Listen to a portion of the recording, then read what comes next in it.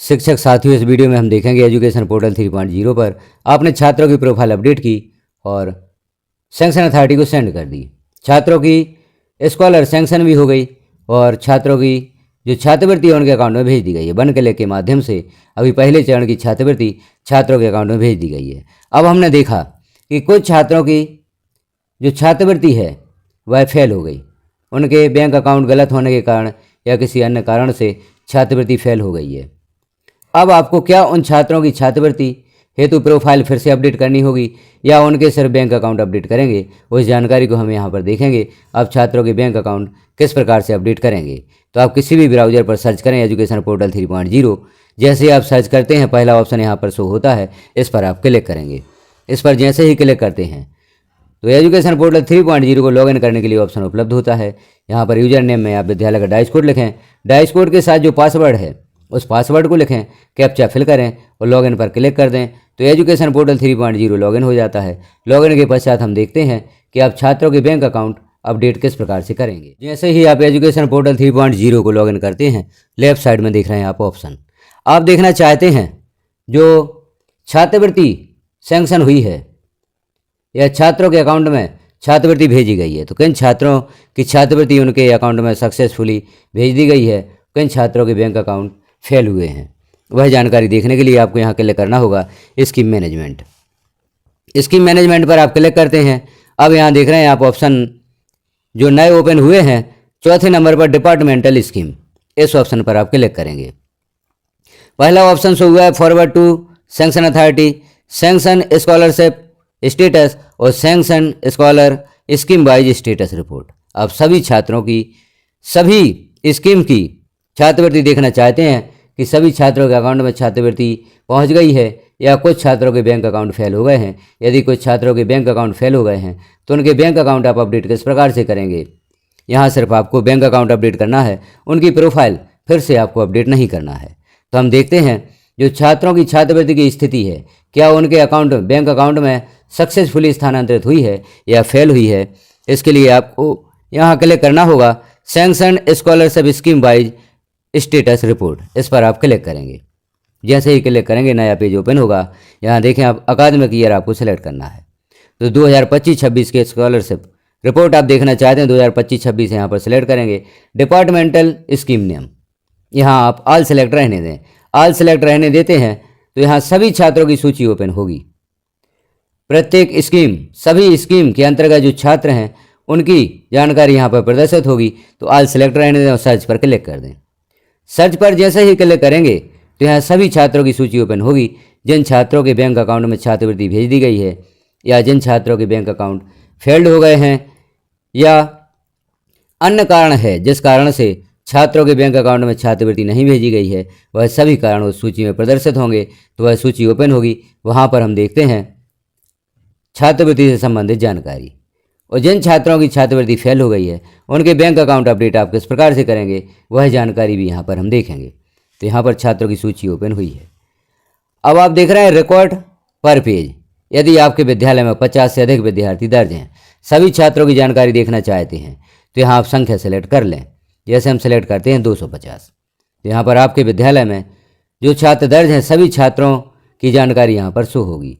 अब आप देखें छात्रों की जानकारी यहाँ पर प्रदर्शित हुई है। समग्र आईडी, स्टूडेंट नेम है, फादर्स नेम है, कैटेगरी, क्लास, जेंडर और यहाँ आप देखें अमाउंट भी शो हो रहा है, बैंक अकाउंट भी शो हो रहा है, IFSC कोड, स्कूल स्टेटस अर्थात स्कूल द्वारा छात्र की छात्रवृत्ति संकुल केंद्र को भेजी गई है या नहीं, अमाउंट सैंक्शन हुआ है या नहीं।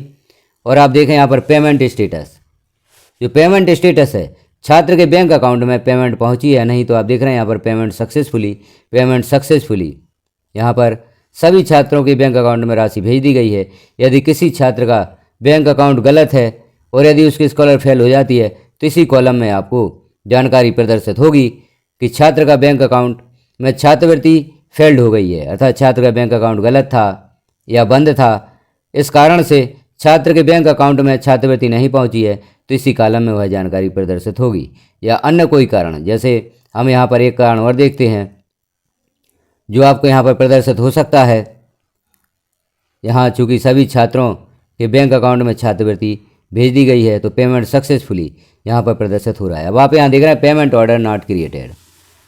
इस छात्र का पेमेंट ऑर्डर या पीओ नॉट जनरेटेड यहाँ पर प्रदर्शित हो रहा है।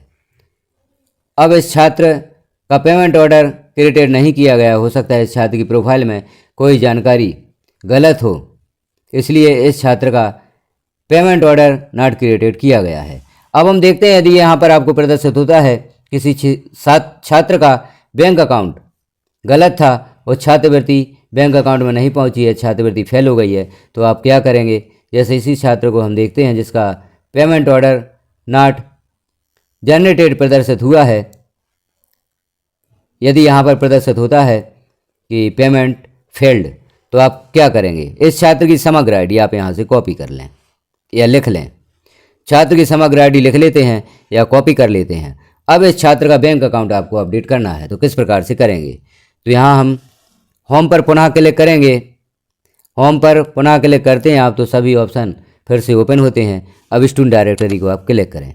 स्टूडेंट डायरेक्टरी को आप क्लिक करेंगे तो यहाँ पर कुछ और ऑप्शंस शो होते हैं। अब आप देख रहे हैं यहाँ पर ऑप्शन